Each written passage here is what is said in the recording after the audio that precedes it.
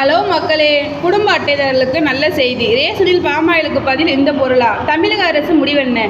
Chennai ration கடைகளில் palm oil வழங்குவதை நிறுத்த வேண்டும் என்ற கோரிக்கை வலுக்க துவங்கியிருக்கிறது. இது குறித்து தமிழக அரசுக்கு வேண்டுகோளும் முன்வைக்கப்பட்டு வருகிறது. தென்னை விவசாயிகளின் வாழ்வாதாரத்தை காப்பாற்றவும் உள்ளூர் வணிகத்தை ஊக்குவிக்கவும் பாமாயில் இறக்குமதி ஒப்பந்த புள்ளியை ரத்து செய்துவிட்டு தேங்காய் எண்ணெய் கொள்முதலுக்கான அறிவிப்பை வெளியிட வேண்டும். அத்துடன் ரேஷன் கடைகளிலும் தேங்காய் எண்ணெய் விநியோகம் செய்ய வேண்டும் என்று தேங்காய் விவசாயிகள் தொடர்ந்து கோரிக்கை வைத்தபடி உள்ளனர். தமிழக அரசு கேரளா, கர்நாடகா, தமிழக, சென்னை விவசாயிகள் மத்திய அரசிடம் கொள்முதல் செய்த கொப்பரையை வெளி மார்க்கெட்டில் விற்கக்கூடாது என்பதுடன் தேங்காய் எண்ணெயை ரேஷன் கடைகள் மூலம் உடனடியாக விற்பனை செய்ய வேண்டும் என்று கேட்டு வருகிறார்கள்.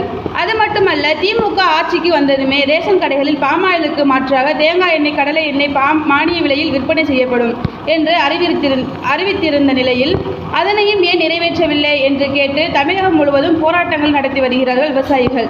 இதே கோரிக்கையை பல்வேறு அரசியல் கட்சி தலைவர்களும் விடுத்து வருகிறார்கள். வாசன் அறிக்கை.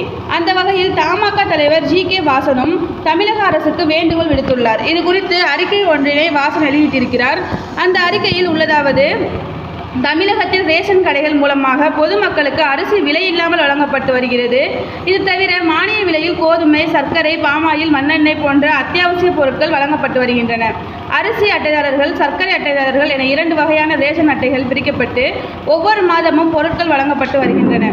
ரேஷன் அட்டைகள். இந்த சூழலில் தமிழ் மாநில காங்கிரஸ் தலைவர் GK வாசன் வெளியிட்ட அறிக்கையில், ஏழை எளிய நடுத்தர மக்கள் தங்கள் ரேஷன் அட்டை மூலம் பொது விநியோக திட்டத்தில் நியாய விலை கடைகளில் குறைந்த விலையில் உணவுப் பொருட்களை வாங்கி வருகிறார்கள்.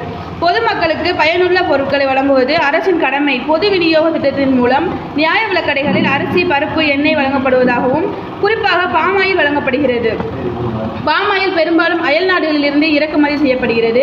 உள்நாட்டில் உற்பத்தி செய்யப்பட்டு தேங்காய் எண்ணெய், நல்லெண்ணெய், கடலை எண்ணெய் மக்களுக்கு வழங்கினால் நம் நாட்டை சேர்ந்து சிறு குறு எண்ணெய் உற்பத்தியாளர்கள் பயன்பெறுவார்கள்.